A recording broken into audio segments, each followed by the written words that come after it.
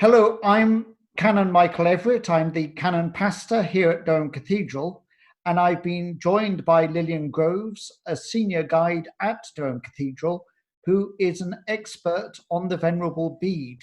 Why are you so fascinated with the Venerable Bede? Part of it, of course, is because I used to teach at the College of St Hilda's and Bede. But I just think he is the most wonderful example of a historian, Christian, and we can learn so much from him. Where was he born? Well, now this is a bit of an argument, but I am convinced he was born somewhere near Sunderland. He says himself he was born within the lands of this monastery. Now, we all know there's a twin monastery, Wearmouth and Jarrow, but I'm 99% certain he was born near Sunderland in the year 673. Why did he become a monk? Well, his parents took him to the monastery, we think, for education when he was only 7. But everything there, he just fell in love with it, I suppose. He arrived exactly the same time as John the Chanter came from Rome to teach the monks how to sing, how to chant.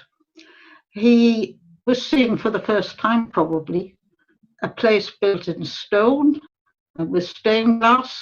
I mean, it must have been fantastic for this little lad of 7 to come into this place. And soon he just became absorbed with it. What is the Venerable Bede best known for? He's famous for all sorts of things. I mean, today he's known as the father of English history, largely because of that book, The Ecclesiastical History of the English People. Patrick Moore said he was the first English astronomer. He was the one who worked out how to calculate the date of Easter. He was the one who introduced to the Western world the idea of dating AD. You know, it's only 2020 because Bede said it would be 2020.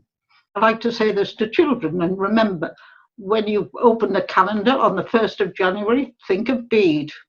But while he was alive and in the centuries that followed, the thing he was really famous for was commentaries on the Bible. When he was alive, I should think that this is what he thought was his best work. During his time, some called him a heretic. Why did they do that? Well, because he was worried about the local priests not having good enough Latin to teach the people. And so he translated the Apostles' Creed and the Lord's Prayer into Old English, the language of the people. And that's why he was called a heretic. Even when he was dying, he was translating St. John's Gospel. So he died in the monastery in Jarrow and they buried him there? So how did he end up here in Durham? Well, in the year 1022, when Durham was still an Anglo-Saxon cathedral, we had here a man called Alfred Westow. And Alfred Westow was a great collector of relics. He used to go around monasteries and say, I have had a vision. You're to raise the body of your saint above the ground so that he can be better venerated. When nobody was looking, he pinched a bit and brought it back to Durham. But Simeon, our 12th century monk historian, says the ones he wanted most of all were those of Bede. So he used to go every year on the anniversary of Bede's death, the 25th of May, to pray at Bede's tomb. And this particular year, 1022, we're told he left early in the morning, not wanting anyone to know what he'd done.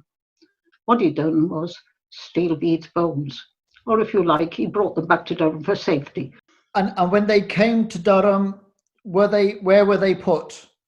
First of all, they were put into Cuthbert Shrine, because Alfred Westow was the keeper of the shrine, and he said nobody, not even the blessed bishops, will dare touch them if I put them in there.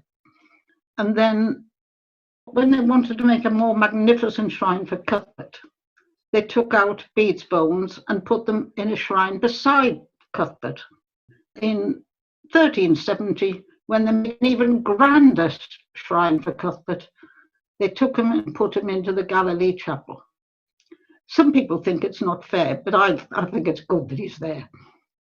The chapel where women could go.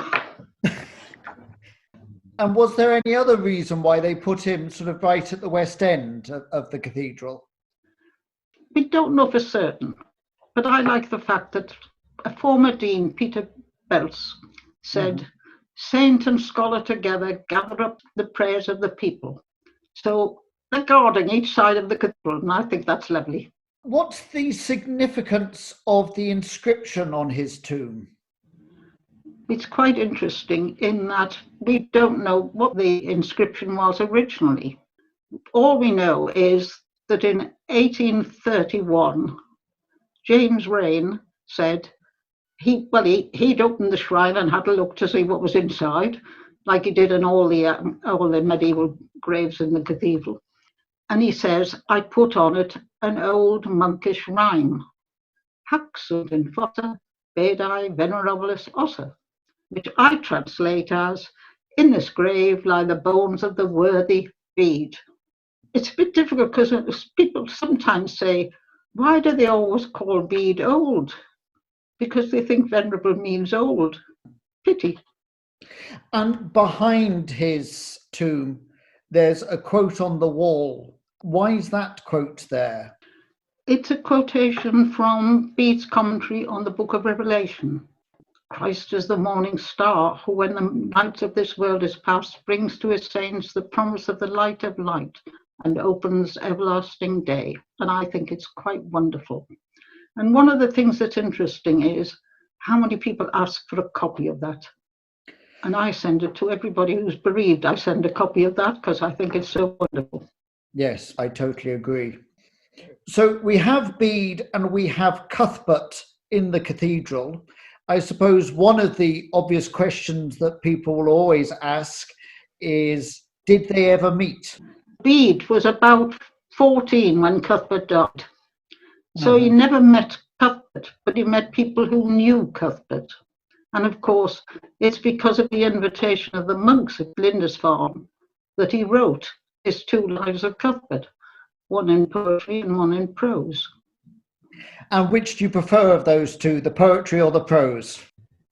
Oh, definitely the prose. I'm much more familiar with the prose. We have visitors from all over the world normally, obviously not at the moment. What's the significance of Bede in the 21st century? They're very meaningful to people. I mean, we always say people in the north, relate to their saints. I grew up in Northumberland, and for me, they were like my next door neighbours. And I think that's the sort of feeling that a lot of people in the north have. In a way, Bede is more important than Cuthbert. Cuthbert is the much loved saint of the north, but Bede belongs to the whole world. I've met people who said, "I've travelled 5,000 miles just to stand at Bede's tomb." I think we have an awful lot to learn from Bede. Apart from anything else, this is another reason why I love Bede. He said, "My delight has been to teach and to study." What better could you have for any teacher, any students, and probably priests too? I met a man who said he wanted all his life to come and stand by Bede. He said, "Without Bede, I wouldn't be what I am." And I think for me too, I wouldn't be who I am, but for Bede. Wonderful. Thank you so much for all of that. That's been priceless. It really has.